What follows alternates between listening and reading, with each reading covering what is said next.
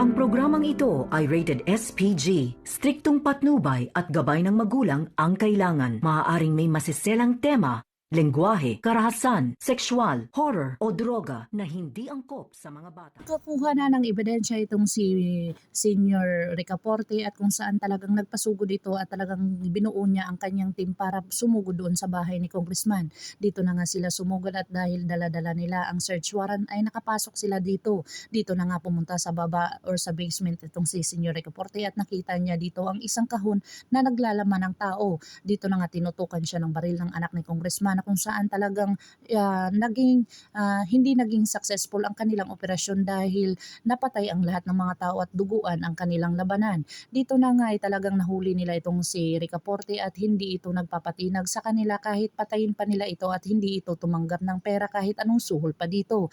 Dito na nga ay talagang si Black Rider at porsigido at talagang may hinostage siya ng isang lalaki at pinaamin niya ito. Umamin naman ang isang lalaki dahil ipapuputok sa kanya dito sa kanyang ari ang talagang maraming putok kung saan talagang napasumbong siya at napaamin siya sa katotohanan. Inamin niya dito na nandun daw sa mansyon ni Congressman ang isang babae na dinala nila at talagang pinatay ni Black Rider itong lalaki na kung saan ito ay napakasama at talagang hindi karapat-dapat na mabuhay.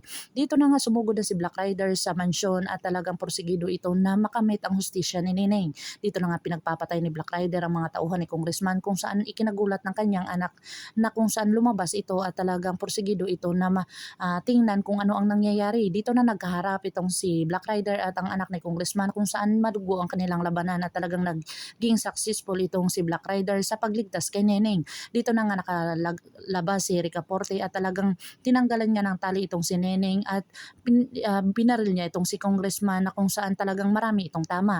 Dito na nga sinabi ni Neneng na babarilin siya ni Congressman at yumuko silang dalawa at naiwasan nila ang baril ni Congressman kung saan napuruhan siya dito ni Sergeant Ricaporte para ito ay katapusan na ni Congressman sa kanyang mga kasamaan na ginagawa at talagang ang hustisya ay makakamit na ni Neneng at lalong-lalo na makakasama na ni Neneng ang kanyang pamilya na sina Vanessa at ang kanyang ama. Dito na ikinatutuwa ni Vanessa na kung saan porsigido ito na makita at makamit ang hustisya ni Neneng kahit ano pang klaseng tao ang kanilang mabangga. Dito na talagang napatay na nila si Congressman at nabigyan na ng katarungan. Nagpasalamat sila dito kay Black Rider sa lahat ng tulong ni Black Rider sa kanila na makamit ang hustisya at maibalik ang kanyang kaisa-isang kapatid. Nagpapasalamat sila at kung saan dito na sila naging masaya sa buong taon dahil nakamit na nila ang hustisya at buhay pa itong kanyang kapatid na si Neneng. Pakakaabangan natin ang mga susunod pa na episode na ito, ang Black Rider. Kung bago lang po kayo sa akin channel, please like, share, and subscribe para ma-update po kayo sa mga susunod pa. Yun lamang po at maraming salamat.